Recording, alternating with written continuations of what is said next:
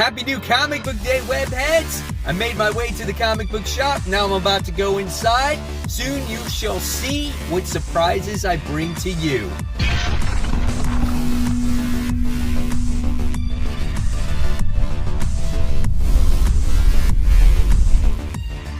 Hey, all my webheads out there, welcome back to Comic Book Corner 2.0 and fans.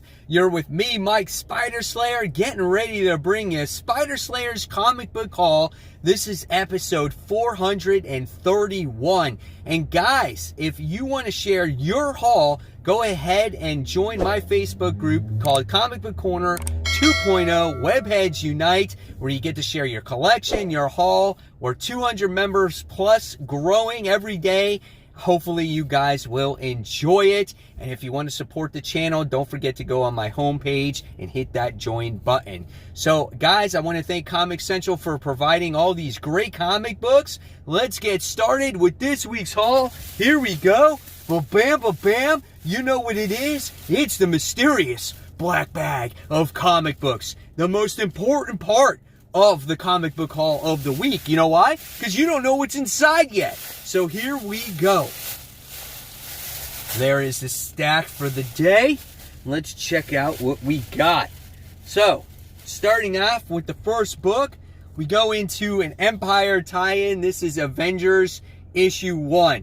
I don't know why I picked this one up. I think because it had to do with the Avengers. And I said, well, maybe the type of week I'll actually maybe read it, because the Avengers are an integral part towards the Empyre story. So how this makes the story better overall when it comes to Empyre, I don't know. We'll see. But I did like the first issue of Empyre. It actually exceeded my expectations here. So I'm actually looking forward to seeing what the tie-in is like. The artwork is actually pretty good looking in this actual issue. So again, we'll see how this expands the story. So this is Empyre, the Avengers, issue 1. All right, next, we get the conclusion to Middlewest. This is done by Scotty Young. At this point, guys, I've told you all there is about this book when it comes to a man by the name, or a boy named Abel. He goes out there, and when he gets angry, he turns into a big tornadic monster. And this is it. This is the conclusion. If you guys want to check out this book by Scotty Young, check it out. It's in trade. I think you will really enjoy it, especially reading the story all at once. So great stuff here. Middlewest. This is issue 18. Next, we wound up getting another independent. This one goes to the Resistance. This is issue 3 of 6. Now remember, a lot of these AWA books are only mini-series. The stories will end and then new books will spawn from it. So we get to see the introduction of our new heroes in the last issue. But it looks like we're going to get some of our heroes maybe don their costumes for the first time. Maybe we'll get to see more enemies. But here's what I'm talking about when it comes to the costumes, them picking them out maybe. So this is starting to flesh out what our heroes could be going into the future in this new AWA universe. Deodato Jr. does the artwork in it. It's a great story. Again, this is only the 3rd issue. You can probably still find these. So this is the Resistance issue 3. More Empyre stuff. This is Empyre X-Men issue 1 of 4. Again, when it comes to the X-Men, I read them, so I'll probably read this tie-in. I want to see how it affects the X-Men, because the Summers family has basically built a place on the moon, right? So this has to affect them in some way or another. But we'll see what happens. I don't know if this is that issue, but it has to do with the X-Men. and all that other stuff. So I don't know. I'm kind of speechless. I think this is the wrong issue that I thought it was. But I was told that this was a good read, so I'll trust my comic book shop manager on this one. I think the one that comes out with the X-Men book, I think, is actually next week. All right, moving forward, this is Batman, issue 95. We can't go wrong with Batman, right? I wound up getting a Matina variant for this one, and I also got the main cover as well. Matina covers are fire lately when it comes to these Batman covers. But we get to see all these scorched bats. We get to see Batman here in the shadow. Yeah, this is awesome. He's got all his arsenal on him. This book looks much better in physical form than it does on a digital form. This is great looking right here. This is Batman issue 95. Here's some of the artwork that I'm going to try to show you without spoiling anything. Here's something right here, because we all will know what happens in issue 94, right? So we have that going on there. So I'm looking forward to seeing, here's one more page, and what's going on with Harley, what's going on with Punchline, Catwoman, all those characters there.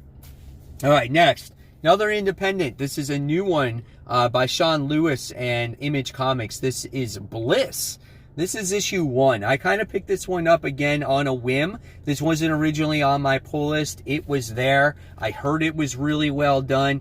Our art looks interesting inside of it. This looks like this could be one of those stories that, you know, you didn't think it was going to be good, but it turns out to be great, and it becomes a Netflix series in the future, and it's worth a ton of money, right? So I wanted to check this one out and see, honestly, really what it's all about here. Can't give you much more of a description. Art looks pretty creepy, a little gory, and I don't know. We'll see. It looks a little dark. So, Bliss, issue number 1. All right, next. If you guys watched my channel for a long time, you knew I was a Chew fan. John Layman does the series, and now we're coming out with a second volume. And this has to do with his sister, which I think is quite interesting. And I don't know what to expect in this. I don't know what type of point of views we're going to get from here. We definitely get different artwork. It's not done by Rob Guillory, who does the artwork for the series usually. But I am curious what John Layman has to do with this second volume of this series. You can see the artwork here. It's definitely very cartoony-like. So if you like that style of artwork, you might like this book. But I would read the first Chew before I would dive into this volume if you haven't yet. All right. Well, here we go. The Amazing Spider-Man Sins Rising Prelude. Now looking forward to it. I'm not going to lie. Based off of the last issue of The Amazing Spider-Man, I was totally disappointed by it. And by looking at the artwork in this one, I don't know what to expect here. It's not my style of artwork. I see where they're going with it. It looks pretty gritty, pretty dark, but it has to do with Sins Rising. It has to do with the Sin Eater. So you can expect that type of dark artwork, and it looks like maybe it's probably a flashback that has to do with everything that happened with the character in the past, so it gets you caught up with stuff. We'll see what happens. I don't know what to expect with this whole Sins Rising thing, so this is the prelude to that. All right, next, I'll give you one freaking book I'm looking forward to, though. That's flipping Daredevil right here, baby. Issue 21, we get a new story arc. Chiquetto's back on the artwork. We get Matt Murdock, who turned himself in. This is right after the Hell's Kitchen battle between all the other villains and whatnot. So, man, I am so looking forward to this. This is going to be a great book. I love Daredevil, one of my favorite series of the year. Yeah, guys, issue 21. All right. So, going back to Empyre, we wound up getting Empyre issue 2, the main book. Again, the first issue, it surprised me. It was better than I thought it was actually going to be. And me and my son are covering the event on Father and Son Talk Comics. And so we're going to be covering this whole entire event. So stay tuned for a review on that, where me and B review this second issue. So I want to see how the story progresses, what's going on with the Chakotay people, and what's going on with like the Thing and everybody else, how they got infected by this plant growth. The Kree and the Skrull, do they get killed? Like, what is Hulkling doing? Like, it ended up with a crazy cliffhanger. So I'm interested. I'm invested. I like the artwork in it. So we'll see what happens. Empyre, this is issue 2. All right, next, we got the Free Comic Book Day Spider-Man issue 1. I think this is going to be a lot of fun. I love the artwork just from the opening page. Look at that. We got Black Cat in there. We got Spider-Man. Great, cool, pretty cool facial expressions. Got a little Bucky teeth. But yeah, it looks like it's going to be fun. Check that out, man. So I don't know. And then Oh, we got some Carnage and Null stuff. So I'm only going to show you this one page right here. So that's all I'm going to show you. Looking forward to reading this. Who knows, as flippin' crazy as Venom is selling right now and how popular that series is, I wouldn't be surprised if this Free Comic Book Day book is worth some kind of money in the future, because Null and Venom is just exploding right now. So this is the Free Comic Book Day book. Next, a really good favorite of mine. This one is AWA Upshots Hotel issue 3 of 4. This book is covering the third of 4 rooms when it comes to this creepy ass hotel. This time it has to do with some woman that looks like she's seeing some troll or something. I don't know, man, but the last 2 issues were weird and creepy. This book might be the same way. So I'm looking forward to it. It's kind of like a Tales from the Crypt type of book. I don't know, man. She sees some kind of boogeyman going after her or whatnot. I love this shit. This stuff is great. So, Hotel issue 3 of 4. All right. I said I wasn't buying all these freaking tie-ins, and look how many I bought. I bought 4 of them. This is Emperor Hulkling issue 1. I think this is a one-shot. I think I want to know more about Hulkling. I want to know more about the character, on how he became the leader of all this. And I'm hoping they kind of dive into that with this particular issue here. So here we get to see, which looks like, I think that's Galactus there. And I don't know if they're in a danger. I'm not sure. I can't give you all the explanation. But we're going to get a story, hopefully, of Hulkling and what's his whole situation with this whole Skrull Kree situation and all that type of stuff. So here we get to see him holding the sword, and he's like, enough. So we'll see. So that's it for that one. Then we got a book that I truly have to get back into again. This is Wolverine issue 3. This book has lost its momentum for me. I'm not excited about it, just because we haven't seen an issue of it in so long. And then I forgot what the main story is about. I know it has to do with some kind of flowers or whatever it is. Trying to see if I can get some good freaking page of art, but there's all these white pages in it. It's more like a storybook than it is an actual comic book, you know? So here we got, here's a cool art page there. That looks actually kind of neat there. You got Bishop in there, Pyro, Magneto. No, it's Wolverine with a Magneto mask. So here, it looks like we got some good art pages in there. So hopefully this book can get me back on track when it comes to Wolverine once again. So this is issue 3. All right, Andy Kubert does the art for that. Next, more Joker War stuff. This is Batgirl. This is issue 47. Creepy ass Joker waiting at the door for Barbara Gordon.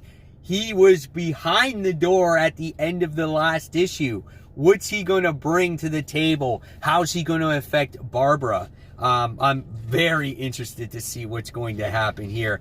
And I'm not going to show you any of the artwork in here because I don't want to spoil it for you.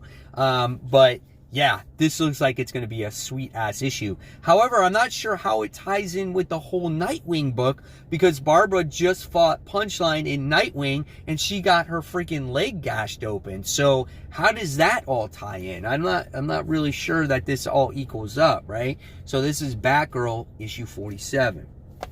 All right, next one we wound up getting is Detective Comics issue 1024. Wound up getting that variant cover there with Batman doing battle against Joker.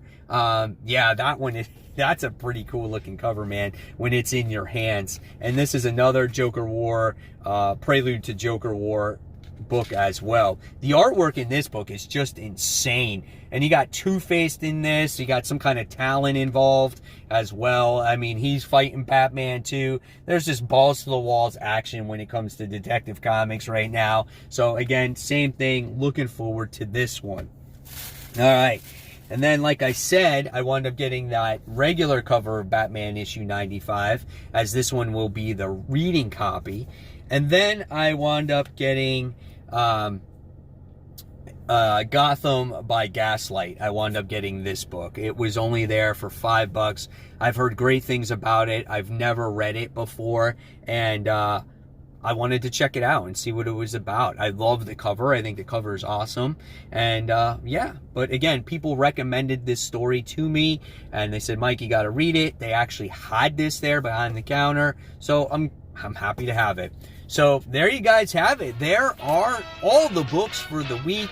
Guys, thank you so much for watching Comic Book Corner 2.0. The growth of the channel has been doing really well. Your guys' comments have been great. Thank you for all your participation. And until next time, everyone, this is Mike Spider Slayer signing off. I'll see you on that next video. And enjoy those books this week, everyone. Take care. Bye.